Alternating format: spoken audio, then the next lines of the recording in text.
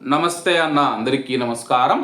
Kuwait మరియు Gulf దేశాలు ఏవైతే ఉన్నాయో, ఒమన్ కాకుండా మిగతా గల్ఫ్ దేశాలు Saudi Arabia, UAE, Bahrain, Qatar, Kuwait దేశాలు అయితే హార్ముజ్ జలసంధి గుండా తప్పనిసరిగా అయితే తమ యొక్క చమురు నౌకలను అయితే పంపించాల్సి ఉంటుంది.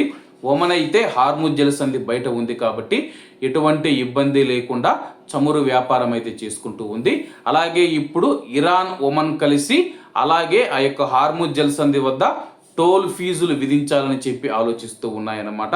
హార్ముజ్ జలసంధి గుండా ట్రాఫిక్ ను నిర్వహించడానికి ప్రతిపాదించిన ఇరాన్ ఒమన్ ఫ్రేమ్ వర్క్ లో ఈ వ్యూహాత్మక జలమార్గాన్ని ఉపయోగించి నౌకలపైన సేవా రుజుములను విధించే ప్రణాళికలు ఉన్నాయని చెప్పేసి ఇరాన్ యొక్క అధికారిక ఫార్స్ న్యూస్ ఏజెన్సీ తెలిపింది.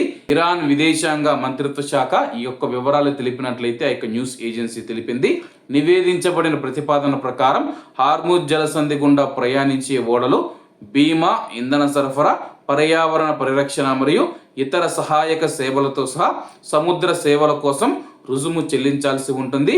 ఇది ఆ నౌకలో వెళుతూ ఉన్న సరుకు ఎంతైతే ఉంటుందో ఆ యొక్క సరుకు విలువలో 3% లేదా 7% రుసుముల కోసం ఇరాన్ మరియు ఒమన్ చర్చలు జరుపుతూ ఉన్నాయని చెప్పేసి నివేదికలు అయితే వస్తూ ఉన్నాయన్నమాట. ఆ యొక్క నివేదికలను అయితే సంబంధిత వర్గాలైతే ఖండిస్తూనే ఉన్నా కానీ ప్రస్తుతం అయితే ఈ యొక్క నివేదిక గురించి, ఈ యొక్క ప్రతిపాదన గురించి చర్చలు జరుగుతూ ఉన్నాయని చెప్పి వార్తలు వస్తూ ఉన్నాయి.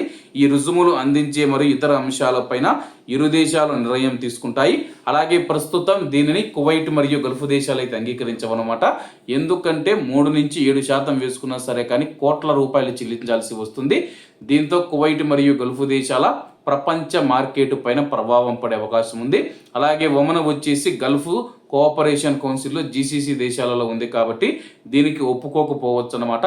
ప్రస్తుతం దీనిపైన సంప్రదింపులు జరుగుతూ ఉన్నాయి. అమెరికా కూడా అయితే చర్చలు జరుగుతూ ఉందన్నమాట.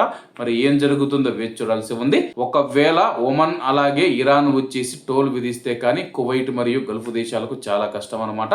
కాబట్టి అందరూ బాగుండాలి, అందులో మనం ఉండాలి. అందరికీ నమస్తే అన్న, జై హింద్.